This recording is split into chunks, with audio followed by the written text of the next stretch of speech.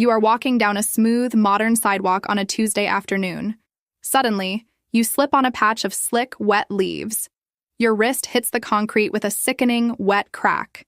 You feel that sharp, nauseating jolt of white-hot lightning. Within 20 minutes, you are sitting in a sterile white room. A technician places a heavy lead vest over your chest. An invisible beam of light passes through your skin like a ghost. In seconds, your internal architecture appears on a high-definition monitor. The doctor knows exactly where the fracture hides. Now, imagine doing all of that minus the electricity and the screens. Imagine sitting in a dark cave wrapped in heavy animal skins. You fell from a tree while gathering honey for the tribe. Your leg is bent at an angle that legs should never be. There is no lead vest and no invisible light to help you. If that mental image makes your shins ache, hit subscribe to The Ancient Why. We explore the brutal reality of being a fragile human in a wild world. How did our ancestors fix the unfixable without ever seeing through skin? The answer reveals why you feel a phantom pain when the weather shifts. In the ancient world, a broken bone was a terrifying mystery. It was a structural failure in a world that demanded constant movement. If you could not walk, you could not hunt or gather. If you could not move, you were a liability to the tribe. But our ancestors were not primitive brutes who left people behind. They were brilliant biological mechanics who worked entirely by touch. They developed a diagnostic system that relied on the 5 human senses. Without X-rays, the first sign of a break was the sound. Practitioners looked for something called crepitus, or the bone crunch. Imagine a healer leaning over your mangled, swollen arm in the firelight. They don't have a screen, so they use their ears and fingertips. They gently wiggle the broken ends of your radius bone together. The sound is like grinding 2 jagged, dry stones in your hand. It is the vibration of bone-on-bone friction traveling through your nerves. That sickening grit was the only confirmation they needed to start. This is why we still feel a deep, primal shudder at certain sounds. Our brains are hardwired to recognize the sound of structural failure. Next, the ancient healer would perform the test of the false joint. They would look for the limb bending where no joint existed. If your forearm moved like an elbow, the verdict was clear. They would then use point tenderness to map the hidden damage. They would press their thumbs along the bone until you screamed. The loudest scream marked the exact center of the architectural collapse. This sensory mapping was the prehistoric version of a digital scan. Once the break was located, the real agony began with reduction. Bones are held in place by powerful, elastic bands of muscle. When a bone snaps, those muscles go into a violent, protective spasm. They pull the broken ends past each other, causing the limb to shorten. To fix this, ancient humans had to play a game of tug-of-war. They used traction, which is the art of pulling a human apart. 2 strong tribal members would grab your shoulders and your hand. They would pull in opposite directions with everything they had. They had to overcome the sheer force of your own survival instincts. The bone setter would then use their thumbs to guide the pieces. They felt for the moment the jagged edges clicked back into alignment. This manual manipulation required a deep understanding of human anatomy. In ancient Greece, they didn't just rely on human muscle for this. Hippocrates designed a massive wooden engine called the Hippocratic Bench. It was a heavy timber rack equipped with winches and leather straps. It looked like a device used for interrogation rather than healing. They would strap a patient to the wood and turn the cranks. The mechanical advantage allowed for the resetting of massive thigh bones. Imagine the groaning of the wood and the tension in the ropes. This mechanical focus is why we still view doctors as technicians today. In many cultures, this knowledge was a sacred, family-guarded secret. The famous Thomas family in Wales passed bone setting down for generations. They weren't university-trained doctors with fancy degrees and white coats. They were folk practitioners who understood the levers of the body. They could feel a fracture through layers of swelling and thick muscle. This trade was as essential as being a blacksmith or a weaver. But once the bone was straight, the challenge of immobilization began. A reset bone is like a wet sandcastle in a rainstorm. If it moves even a fraction of an inch, the healing fails.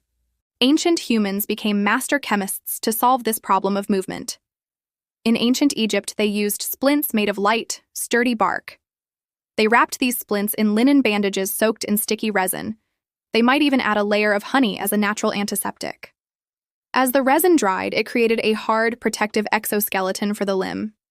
In the Middle Ages, the recipe for a cast changed dramatically. Healers would call for a basket of fresh eggs and fine flour. They weren't baking a cake. They were building a stone wall. They whipped the egg whites into a frothy, protein-rich glue. They mixed this with flour and powdered lime to create a paste. When this mixture dried on bandages, it became hard as a rock. Imagine wearing a suit of dried pasta and eggshells for 6 weeks. The smell would be earthy, damp, and increasingly sour over time. This is why we find the smell of old bandages so repulsive today. It is an ancestral memory of the bacteria that lived in those casts. By the 1800s, European surgeons tried using starch to stiffen bandages. These starch casts were clean, but they took 3 days to dry.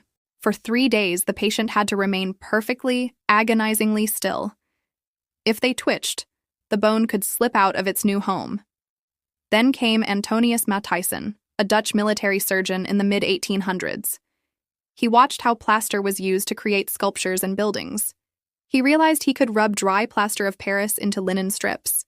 When he wet the bandages, they hardened in a matter of minutes.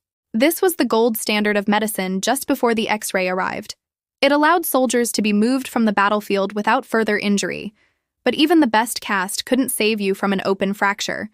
For most of human history, if the bone broke the skin, you died.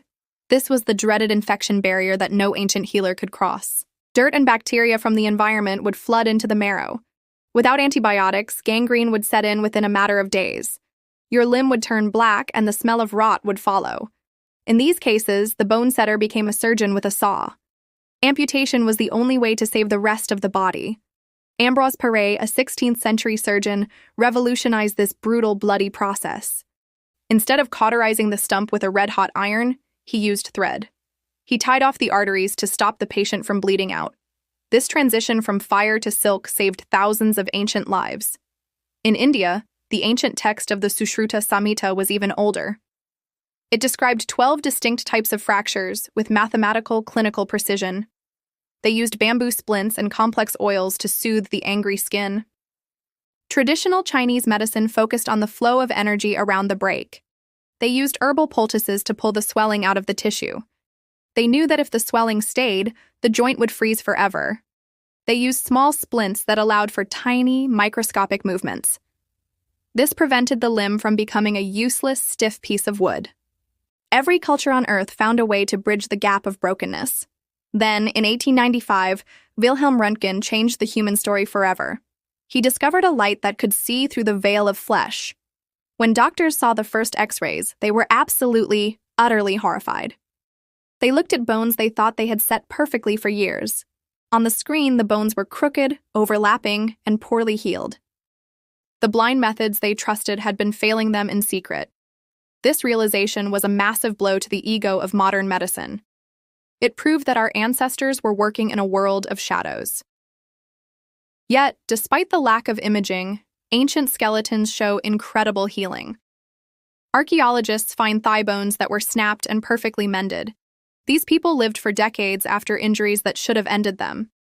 This is proof of the profound compassion and skill of early tribes. A broken femur takes months of constant care and steady feeding. It means someone sat by the fire and brought them water. It means someone expertly applied the traction and the bark splints. We are the descendants of the survivors and the patient healers.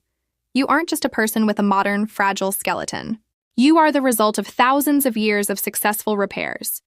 When you feel that ache in your wrist on a cold morning, or when you hear your knees pop as you stand up, remember that your body is a masterpiece of ancient mechanical resilience. We spent millennia learning how to put ourselves back together. We did it with eggs, flour, wood, and pure human grit. Your bones are built to heal because your ancestors refused to break. You are not a malfunctioning machine in a modern world. You are a biological miracle that has been mended by history. Go appreciate your mobility today and stay curious about the past. Subscribe to The Ancient Why to keep your internal engine running.